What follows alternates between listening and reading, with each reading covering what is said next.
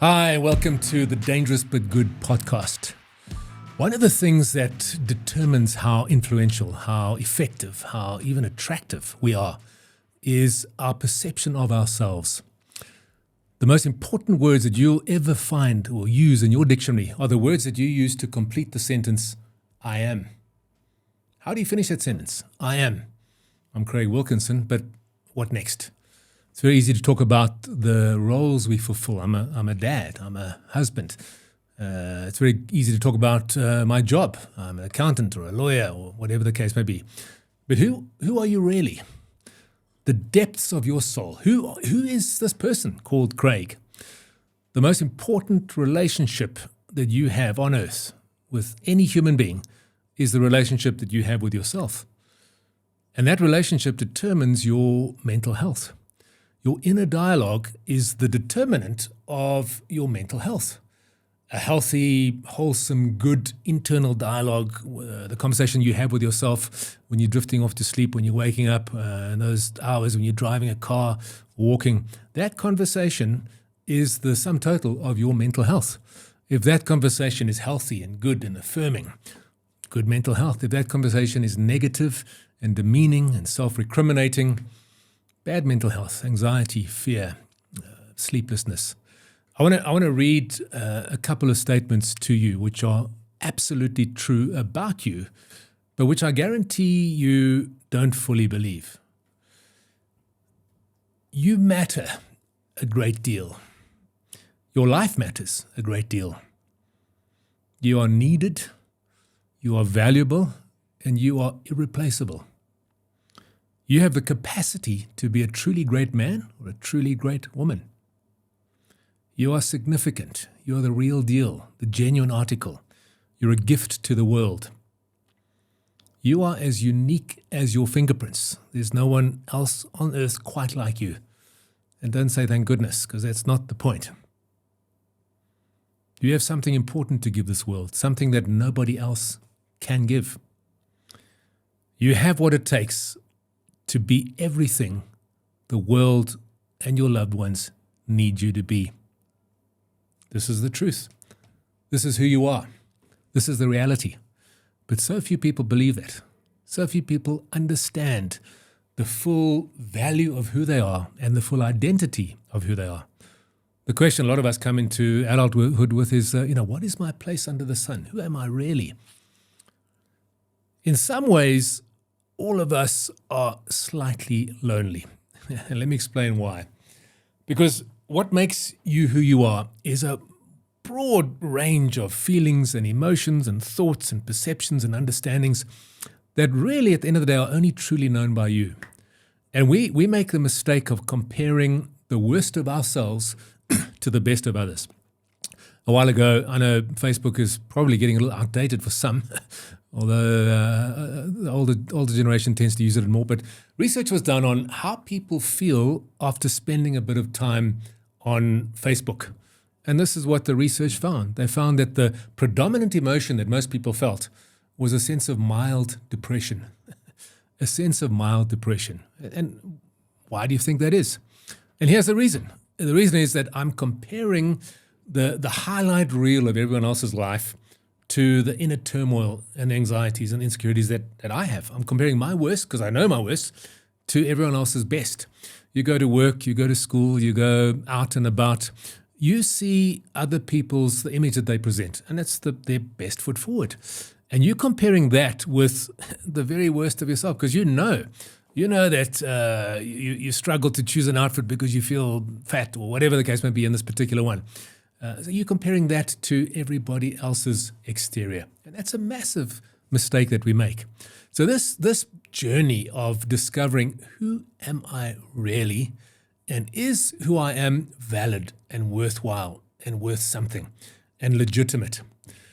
We often fall into, everyone falls into one of two categories in terms of identifying who we are and valuing who we are. It's almost like a bowling alley. You've got a bowling alley, you've got the 10 pins in front of you, you've got a bowling ball, and you've got to throw it down the middle of that alley and hit those 10 pins. But on each side is a gutter The left-hand side is a gutter and the right-hand side. And often people, throw the ball and it goes into one of the gutters. And it's very similar with us in terms of our self-understanding, our self-perception, and our self-worth and value. The gutter on the left-hand side is the gutter of believing less of yourself than you are. It's a gutter of inferiority. It's a gutter of not having a healthy self-love, self-understanding, self-identity, understanding of who we are. And most people, I would say, to some degree, fall into that category. Undervalue themselves. The other category on the other side, the other gutter, is the other extreme, and that is overvaluing yourself. That's the men who think that they're God's gift to creation. These are the guys that don't really care about other people so much. They are the bee's knees. They are the be-all and end-all. The sun shines out of their backside. So on the one hand, you've got people who undervalue, underestimate, undernourish and value themselves. Other side, people who overvalue themselves. And in the middle is a person who has a real deep sense of, this is who I am. This is what my values are. This is what I stand for. This is what my worldview is. This is what my beliefs are. I don't rely on my identity to belong to a particular group or affiliation. I do belong to several different tribes or groups in terms of religion, ethnicity, nationality, political views, etc. But I don't rely on those groups to validate me, for my identity. I have a unique and individual identity.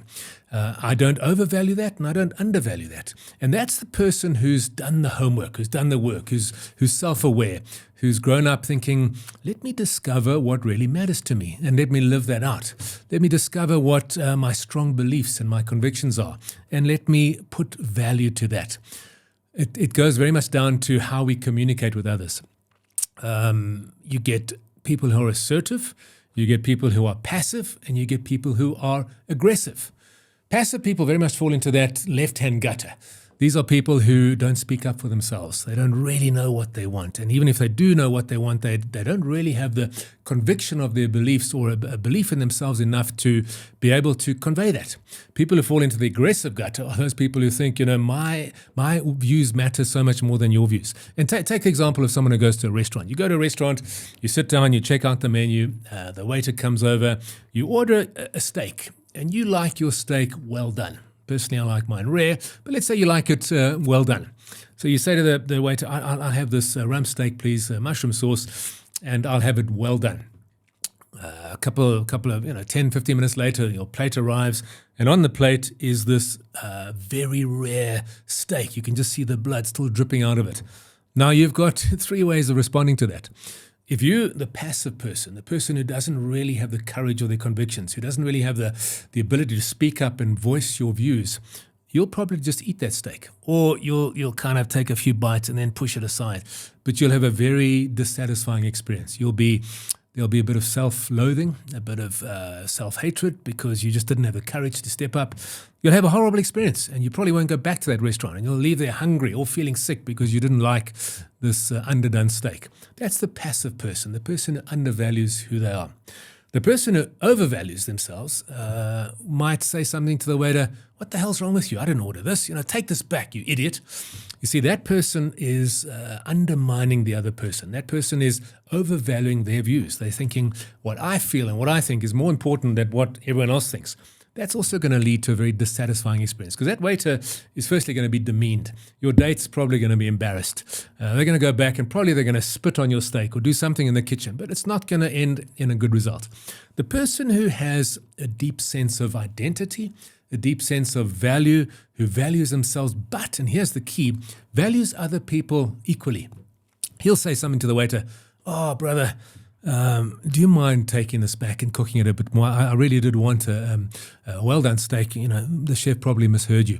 See, what you're doing there is you're communicating who you are and you're communicating it well. But you're also respecting and valuing the other person. You're maintaining your dignity. You're standing up for what you really want, but you're also maintaining the dignity and the self-respect of everyone else. That's going to be a win-win. The waiter's going to say, oh, man, sorry about that. Maybe I misheard you. He'll go back. He'll do the steak. He'll bring it back because you've made him feel good about himself. What is the end result of that? You feel good about yourself. You get the right steak. The waiter feels good about himself. That's a winning outcome. So when you know who you are, you know what your values are, you know what your convictions are, you know what your beliefs are, and you have the the academic integrity and willingness to pursue ideas that might contradict you, because you're finding out who you are. And then you know who you are. You have convictions. But you're also the person who values who you are, but you value others equally. You don't mind if someone has a differing opinion. You respect them. You value them, but you value yourself. You never keep quiet. You see, people who keep quiet when things are not going exactly according to plan or how they wanted them, or in a way that's affecting them, they become resentful and they become anger, and they actually become resentful of themselves and others. People who just bullshit, want whatever it is that they want and doesn't care about everyone else, those are bullies, and they don't really do well in life. So here's a very interesting and useful journey to go on. Remember, we're talking about how you can be the most effective person on earth, how you can be the most influential person that you can possibly be, and the most impactful. Remember, power, the definition of power is your ability to impact others and to impact the world. And you want power. The more power you have, the more good you can do. So here's an exercise. Go on a journey of self-discovery. I do a lot of workshops with men in corporations, and one of the exercises we do is I ask them to, if they had to be asked in front of a large crowd, hey, in 1 minute, tell us who you are, what would you say? What would you say? How would you complete the sentence, I am? And I tell you what, men really struggle. We go away and we get them to do it overnight or over a period of time. But it's very easy to say, I'm an accountant, I'm a father, I've got 3 kids, this is who I am. That's what your roles are, but who are you really? What do you really stand for? What do you really believe in? What are your real convictions? Who are you really? And this is such a brilliant exercise to get in touch with who you are. Part of that is your ancestry, your identity. Where do you come from? What are your roots? Important, man, important. That's who you are. What is your community? Where do you belong? Where do you feel that your place is under the sun? Or your convictions, your drivers, the things that, what makes you angry? What makes you come alive? Get to know the person you are, and then get to value that person. Deeply, deeply value who you are. Know who you are and value who you are. It's such a crucial part of becoming everything God made you to be and having the impact on this earth that you were designed to have. One of the things we need to do is be open to and openly and actively solicit feedback. Think about this. As a guy, you don't have a beard, you shave in the morning. You have to have a mirror to look into while you're shaving. Otherwise, you're going to cut yourself. If you're a woman and you're putting on makeup, you look in the mirror to make sure you don't, go over the lines. We need mirrors to us to show us how we're doing. How am I coming across? And the more mirrors we have, the more feedback we have, the better view of ourselves we're able to have. Many of us walk around life with blind spots. I remember we did a consulting job years ago with this manufacturing company. And the owner of the company, the CEO, we interviewed him and we interviewed all of his middle management and all of the staff and the workers. And it was absolutely astonishing, the difference in opinion that people had of the company. So this CEO, he was so proud of the relationship that he had with his staff, with his workforce, the workforce in the factory. He said, I come in every morning and I stick my head into the factory and I go, hey, Bafana, Bafana. And all my workforce say, hey, Bafana, Bafana. We just really connect. And he thought he was really doing well.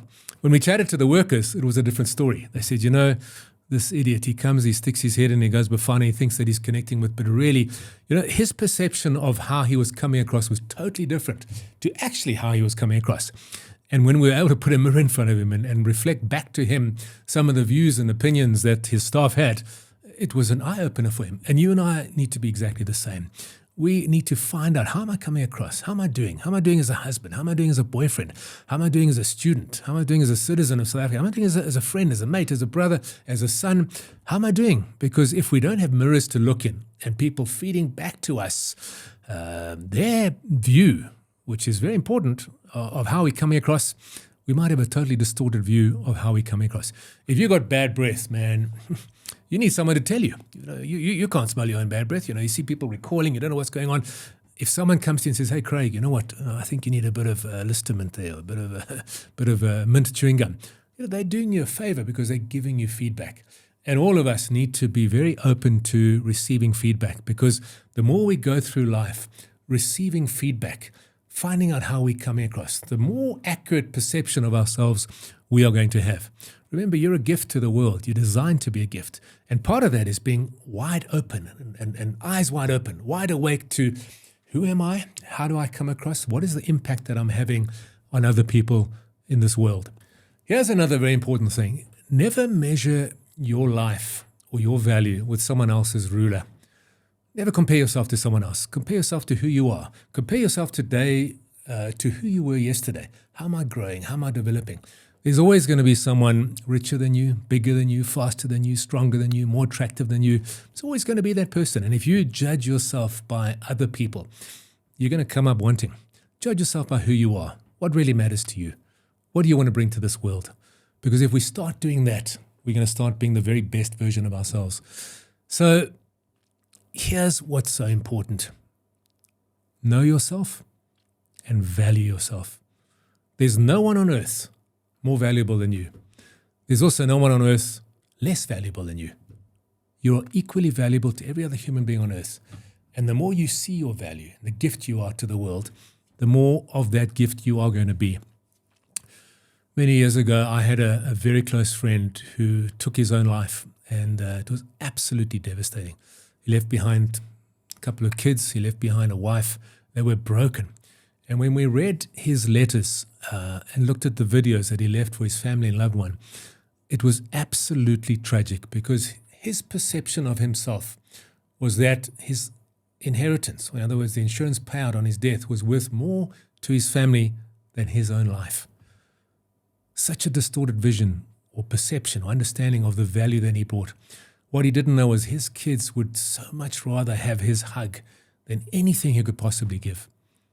Any material thing that he could possibly give was insignificant compared to his presence and his hug and him being in their lives. And as men, we need to know that we are of tremendous gift and value to the world. As women, you need to know that you bring something to this world that the world simply wouldn't be the same without.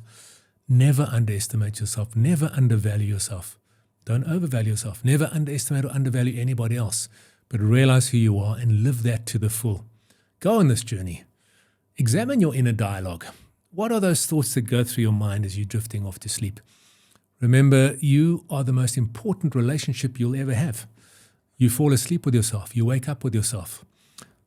Every single waking moment of your life you spend with yourself. And that inner dialogue is so crucially important. Examine that. Be in touch with that. Most of us have an inner dialogue and we're not even aware of what's saying. They say that fish are often the last to perceive water because they live in the water. They swim in the water. And you and I, in terms of our inner dialogue, it's there all the time. It's an ever-present video that's playing in our minds. Be in touch with what that dialogue is. And here's a good exercise. Put aside your cell phone. Switch off the iPad, the laptop, the TV. Get out of town. Get to a place where it's just you with yourself. What are the thoughts that come up? What is the dialogue that happens? We're so busy anesthetizing ourselves and our thoughts with all this different busyness. But get in touch with what actually is going on inside you. What are you saying to yourself? What is that inner critic that is so critical of you? We're often our worst critics. And in that sense, our worst enemies. So let's fall in love with ourselves, not in a narcissistic, horrible way, but truly, truly loving who we are, what we bring to the world in a healthy, humble, and beautiful way. I want to finish by just reading the words of wealthy, visionary businessman called Richard DeVos. He said, "One of the most powerful forces in the world is the will of men and women who believe in themselves, who dare to hope and aim high, who go confidently after the things they want from life. These are the men and women who make the difference. These are the men and women who are force for good." And I really encourage you to go on the journey to become that man, become that woman who knows who you are, lives who you are, and lives with love and empathy. Be that person. Be dangerous. Make a difference. Make the world a better place.